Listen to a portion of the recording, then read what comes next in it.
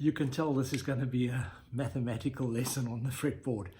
We're going to examine some of the discoveries of Pythagoras some 2,500 years BC. Firstly, we're going to measure this Fender Stratocaster, the length of the fretboard neck, from the inside of the nut up here down to the bridge where the string touches the bridge, exactly 650 millimeters. Just trust me on that. Interesting point that you need to note in terms of Pythagoras' findings. Exact half point is here at this 12th fret, 325 mils, and the next one, 1/3 of 650 is 217 mils rounded, which happens, you guessed it, to be the 7th fret, which is 1/3 of the distance from your nut to the 7th fret, and then there's another 2/3 there. So 2/3 of the string represents the 5th interval of the E major scale, B major over E. Does that make sense? 2/3 of the distance. The part of the string that's ringing out is from where you depress it to the bridge. That's what you're hearing. The longer you make the string, the pitch declines. Okay? Law of diminishing tone. So Pythagoras worked this all out mathematically. Pythagoras, interestingly enough, believed that the celestial bodies, the planets, the stars, and all give off a sonic pulse.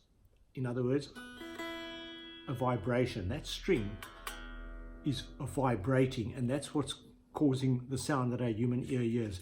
Pythagoras also didn't believe that we can actually hear the sounds that these celestial bodies, in approximation to each other, you've got one circling here and another one out here, they're creating sonic waves, sound waves, but our human ear can't pick up.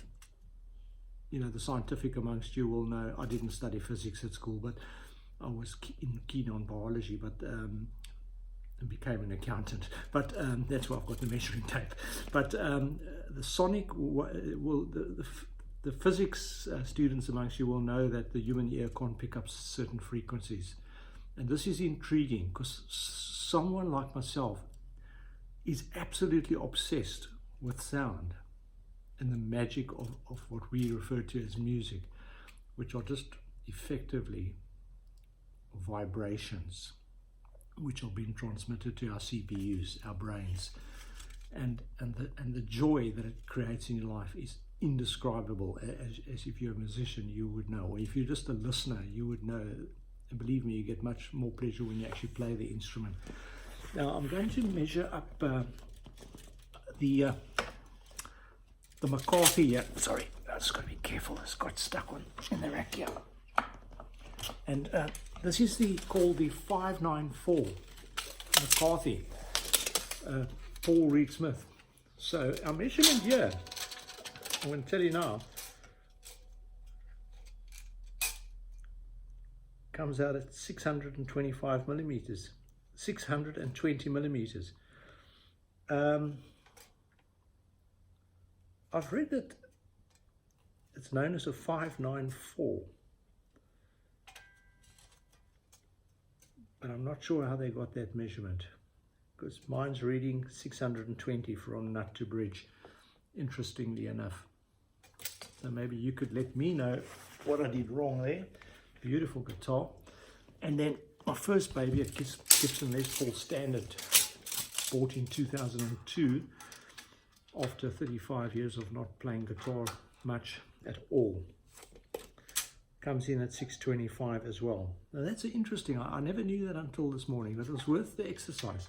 So I've explained to you that exactly half the length is at the fret wire at the 12th fret, is exactly the half between the nut and the bridge. And you know that the 7th fret is 1/3 from the nut, and from the 7th fret to to the bridge is 2/3 of the distance. And so the different intervals on the neck have got mathematical ratios. It's something like 3 squared divided by 2 squared. But we'll leave that for the mathematicians to figure out. As I said, I'm only an accountant. I hope you enjoyed this, because the more you know about your instrument, the more you're going to love it. I must tell you, if I have a good session, I kiss them before I keep them in their cases to preserve them. My guitars, I'm told, are in very good condition. You know, I've had this guitar, as I said, 21 years already. Look at that. I haven't polished it for about 4 months. I only polish them when I take the strings off, but they get wiped down each time I put them in the cases. But this Gibson Les Paul has been a dream of mine since the age of 16, when I saw many musicians in bars and clubs at the under age of 16 drinking beer. I saw them performing on these guitars in the mid-70s, and the sound they produced just blew my mind away.